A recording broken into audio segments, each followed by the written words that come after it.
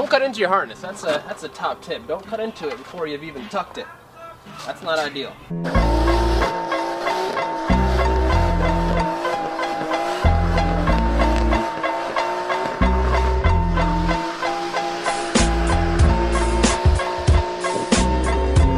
What's going on, guys? So if you guys missed the last video where we got the S14 on coilovers, why would you do it that low, man? So yeah, it is. Make sure to check that video out. I am super pumped and proud of that video. I think it's hilarious. I was laughing at the whole thing. It gets funnier as it goes, so if you guys haven't checked that out, make sure to check it out. And today we still have a lot of stuff to do in preparation for April 1st, the drift event at Club Blues, Englishtown, New Jersey. So I kind of already have been diving into my thermostat's been giving me issues. So I've been doing that off camera because I've already messed with thermostat stuff off, on camera with the S14. So I've been doing that. I'm still not done, but now I'm just gonna quickly show you guys how to do like a quick wire tuck on your S chassis in general to stop yourself from chewing through that wiring harness. So yeah, this is pretty much for anyone who's lowered, and let's get going. So as you guys can see, we have the work has begun. So basically, on this side is the side where the wiring harness is. The passenger side has nothing. So I've already went ahead and just taken off, the rain shield. This is all stuff you guys can easily do. Wheels obviously off. Next thing we're just gonna go ahead and remove the fender, and we'll be exposed to the whole harness, and we'll move from there. So let's just get to work.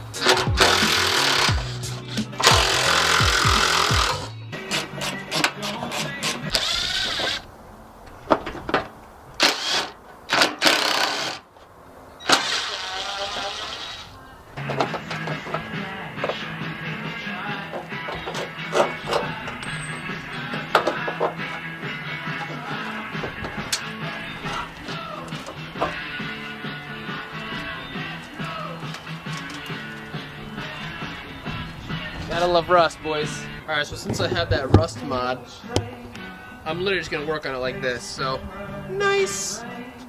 So like I said, the main goal here is to get this wiring harness up on top instead of underneath. So this is basically where you're gonna have your rubbing issues. Basically, once you're at this point, just go ahead and remove the factory little clips where it's hung onto, and then you're gonna go ahead, actually, you know what? I'm getting ahead of myself. Let me just show you what's going on here. Much easier.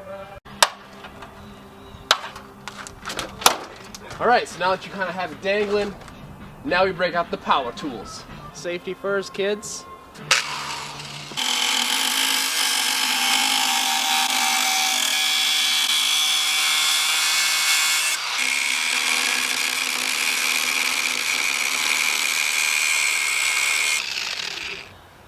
Yeah, yep, that's gonna be hot. A little bit more there, champ. Mm-hmm. All the way, bud. You're loosening it there, champ.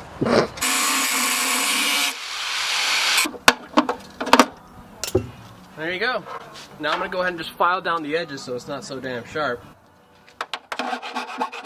Say with a quick little coat of paint there so we don't rust anymore, even though rust is kind of already an issue everywhere else, but we'll stop it there, But I mean, as you guys can see in a nutshell, literally all we needed to do, and all the whole point of this, if we just get a little bit more slack. So yeah, that's it, guys, right there. That's all we're doing is getting the harness on top instead of the bottom. And now you will no longer be chewing through your harnesses. I promise you that. And if you're gonna be rubbing in here, I mean, you got bigger issues. So I mean, this shouldn't be an issue for you, unless you're just crazy low. But I mean, for me, for your average guy who just lowered his car on some coils, this would be more than enough. So get some zip ties.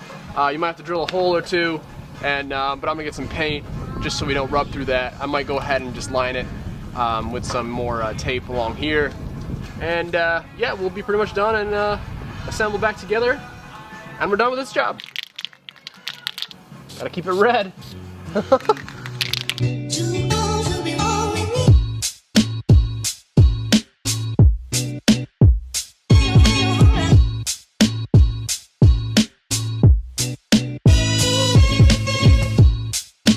Much the end result here. I'm gonna go ahead and clip my zip ties, but I mean, it's a little bit tricky to kind of mess with the hood latch cable. Kind of have to like unattach a couple pins so you can actually slack it out a little bit, enough.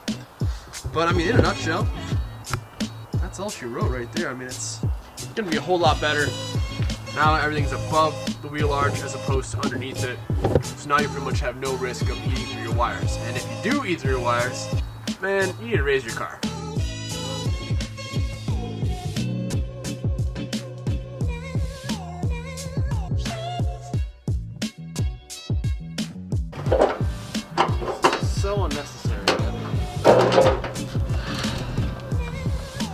I'm not gonna put in like half these bolts, so tough luck.